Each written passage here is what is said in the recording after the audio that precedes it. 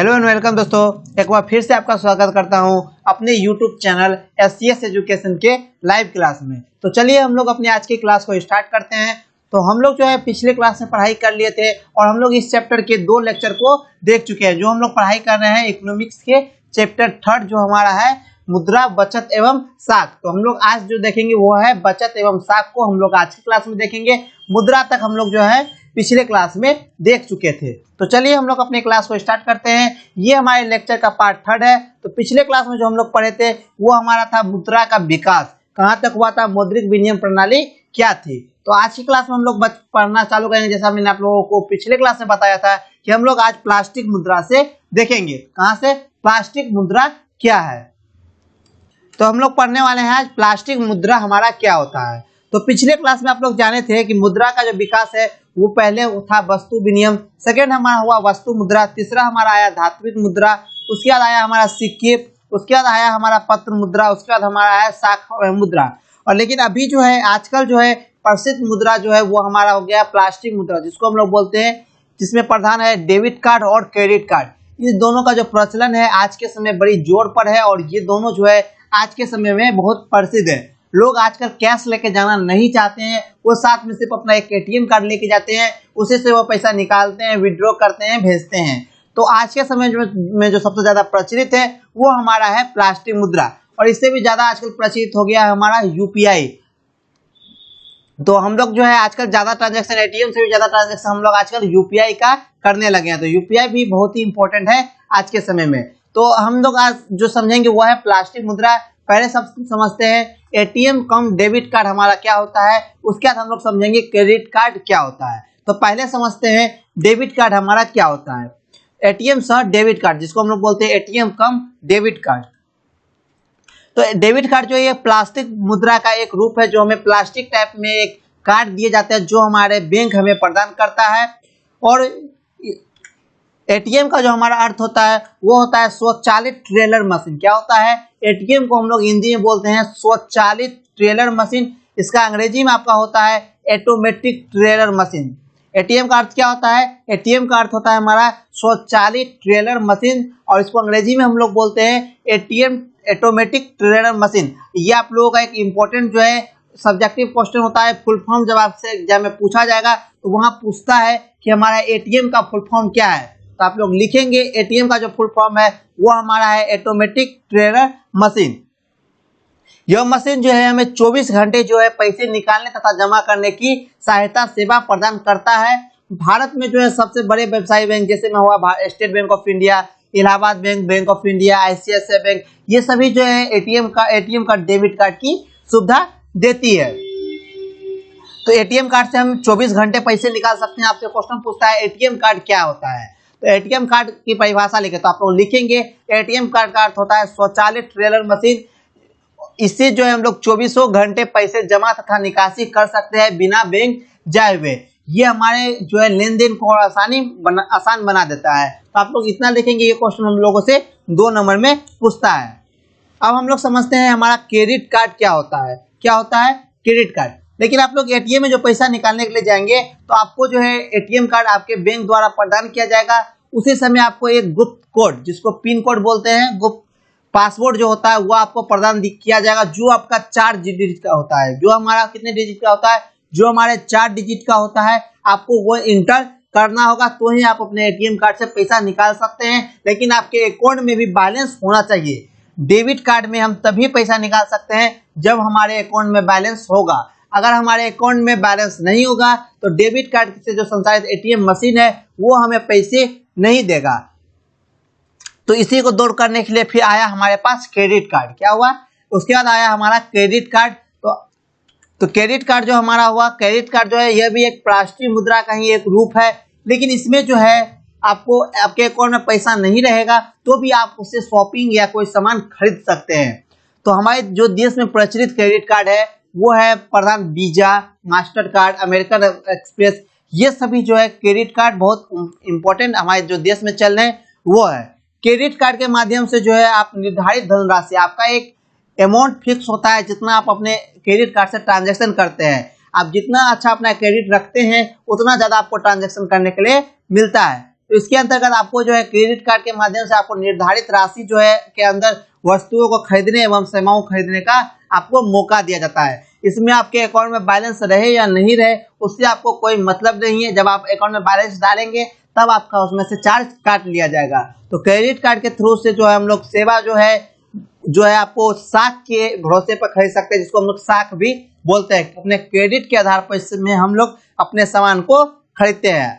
तो ये जो है ग्राहक की वित्तीय स्थिति, मतलब आप कितना एक साल में कमाते हैं, कितना खर्च करते हैं, ये आपको आपके वित्तीय स्थिति को देख के आपको बैंक देता है। सभी व्यक्ति को क्रेडिट कार्ड नहीं मिलता है। अगर आपका जो है वित्तीय ट्रांजैक्शन, अगर आपका ईयरली ट्रांजैक्शन अच्छा रहता है तो ही आपको क्रेडिट कार्ड दिया जाएगा। चाहे आपको बिजनेस अच्छा हो तो ही आपको मिलता है, ताकि आप उसको चुका सके। ऐसा नहीं कि आपको क्रेडिट कार्ड दे दिया जाए, आप सामान खरीदे और बाद में आप पैसा नहीं चुका सके, तो ऐसे व्यक्ति को क्रेडिट कार्ड नहीं दिया जाता है। तो अब ये एक तरह का किसका प्रदान करता है, ये एक तरह का साख प्रदान करता है, मतलब क्रेडिट प्रदान करता है। तो हम लोग समझते हैं नेक्स्ट जो है मुद्रा से हमें क्या लाभ मिलता है, मतलब जो मुद्रा का आविष्कार हुआ है इससे हमको क्या लाभ है, हम लोग अब नेक्स्ट इसको समझते हैं। तो मुद्रा का लाभ, मुद्रा से हमें क्या लाभ होता है। तो मुद्रा जो है हमारे जीवन में हमारे लिए काफी लाभदायक है। मुद्रा से जो है पूरे समाज का लाभ पहुंचता है, मुद्रा से जो है पूरे समाज को लाभ पहुंचता है।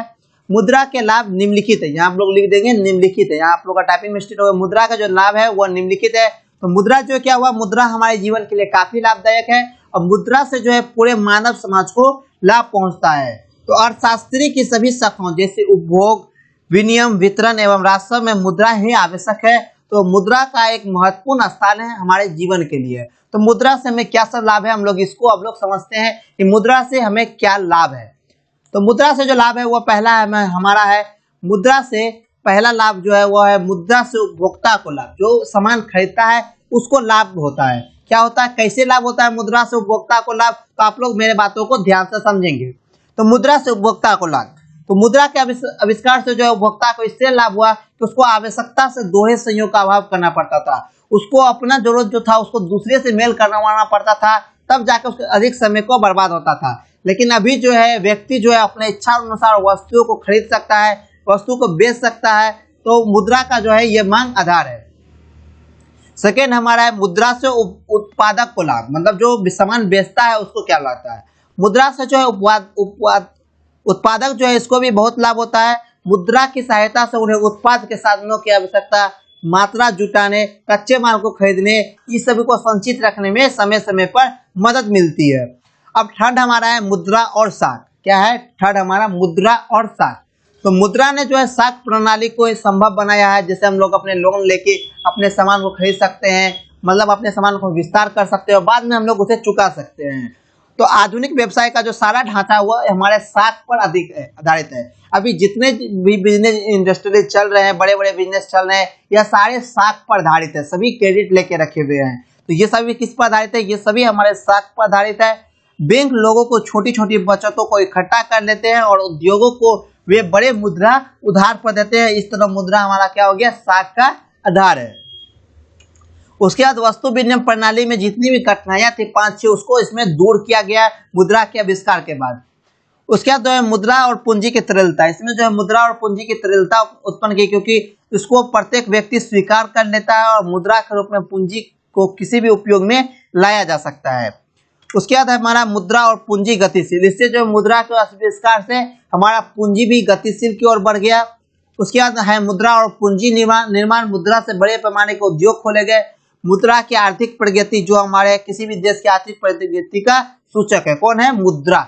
मुद्रा किसी भी देश की आर्थिक प्रगति का सूचक है। तो आप लोग हमेशा याद रखेंगे मुद्रा जो है किसी भी देश के आर्थिक प्रगति का सूचक है।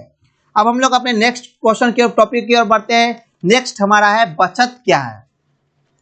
क्या है नेक्स्ट हमारा बचत क्या है, आप लोग इसको एक बार बुक से भी पढ़ लेंगे। जो हमारा है मुद्रा से लाभ, इसको आप लोग एक बार अपने बुक में पढ़ लेंगे ताकि आप लोगों को सारा डॉट क्लियर हो जाए। तो आप लोग एक बार इसको बुक में भी पढ़ लेंगे। तो हम लोग अब नेक्स्ट समझते हैं हमारा बचत क्या है, मतलब सेविंग। बचत का मतलब क्या हो गया, हमारा सेविंग क्या है। तो बचत यानी कि सेविंग हमारा क्या है। तो समाज में जितनी भी आय होती है उसको वस्तुओं पर खर्च किया जाता है। हमारे समाज में कुल आय को वस्तुओं एवं सेवाओं पर खर्च किया जाता है। उसके बाद आय तथा उपयोग को अंतर को हम लोग क्या बोलते हैं, बचत।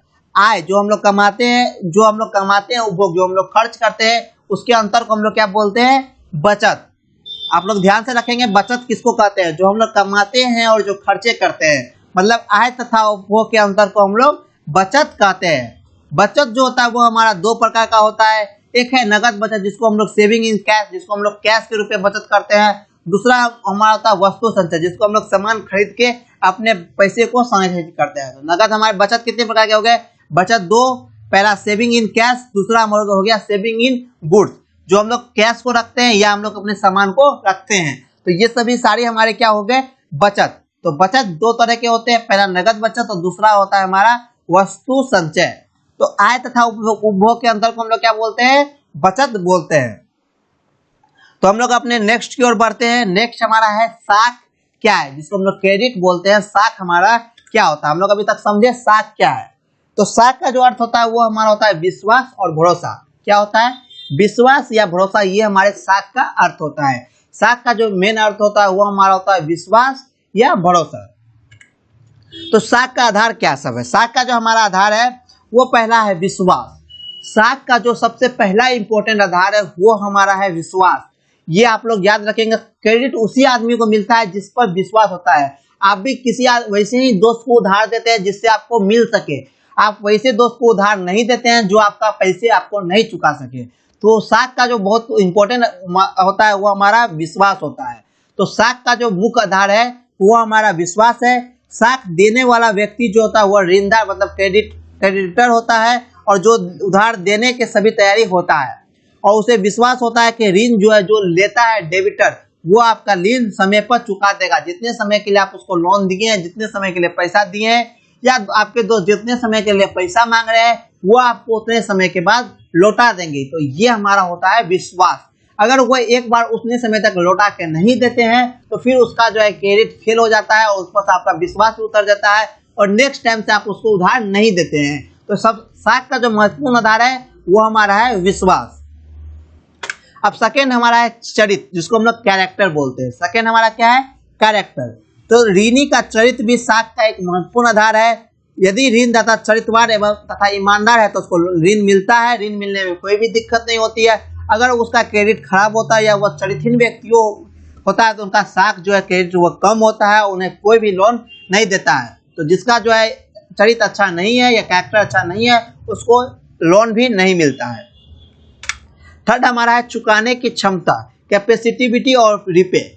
अगर आपको उस पर विश्वास है कि वह अगर पैसा चुका देगा, उसका चरित्र भी अच्छा है, लेकिन अगर उसके चुकाने की क्षमता नहीं है तो फिर आप उसको लोन नहीं देते हैं। कैपेसिटी ऑफ रिपे, आप अगर वो आपके पैसे लौटाने की क्षमता उसके पास नहीं है तो फिर आप उसको जो है नहीं देते हैं पैसे।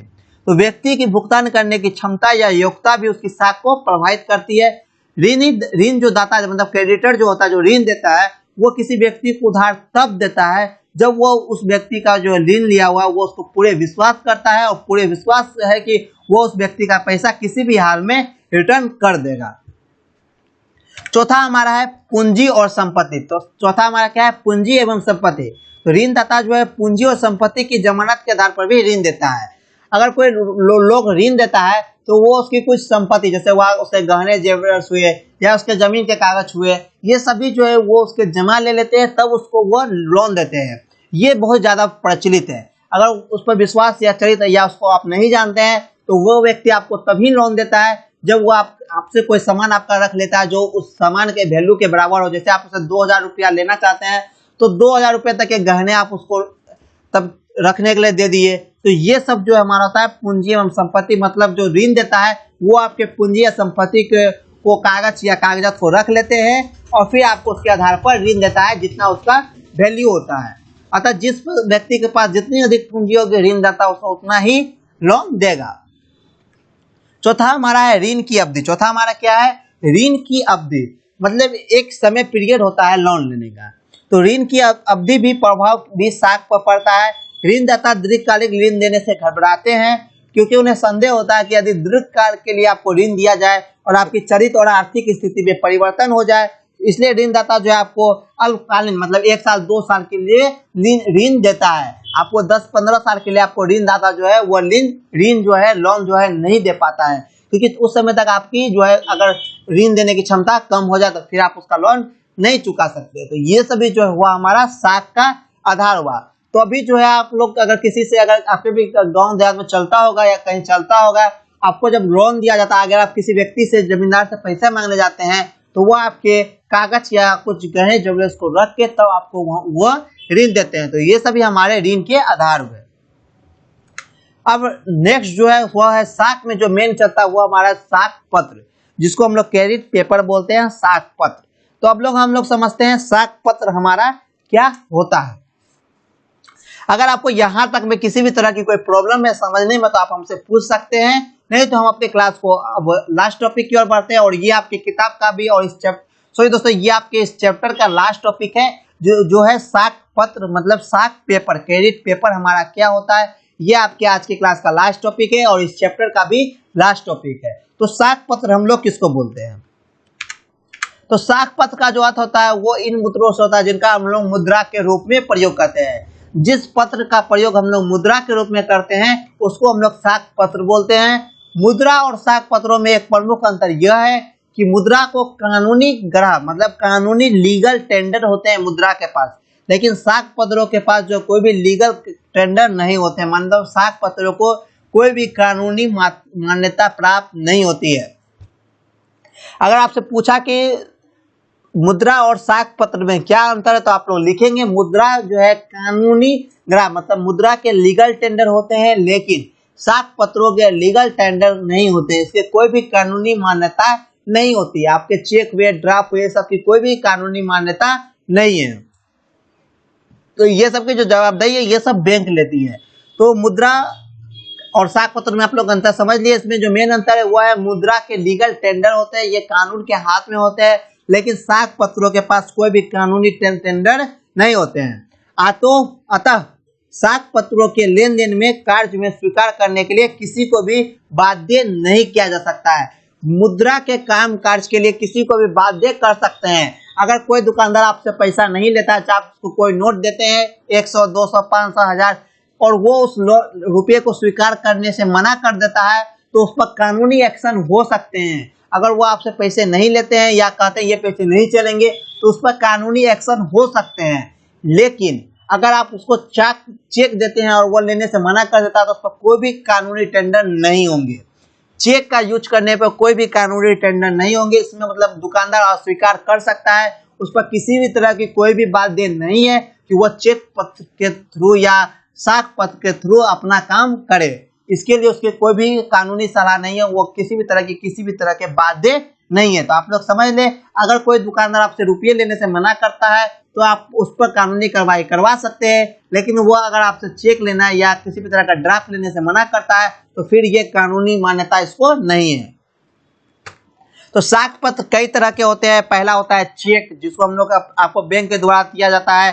चेक में क्या होता है? चेक में हमारा होता है बैंक के अकाउंट में हमारा पैसा जमा रहता है और जिसको हम लोग चेक देते हैं वो उस चेक को अपने बैंक से जाके भजा लेता है। तो ये हमारा हो गया चेक।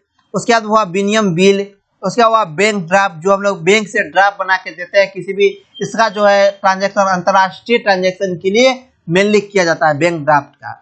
उसके बाद यात्री चेक, उसके बाद प्रतिज्ञा पत्र, ये सब जो हुंडी, ये सब जो है हम लोगों का साख पत्र है। तो ये सभी आपका ये पूरा इंडिविजुअल हमारा हो गया साख पत्र का परिभाषा। तो आप लोग इसको अच्छे से याद कर लेंगे।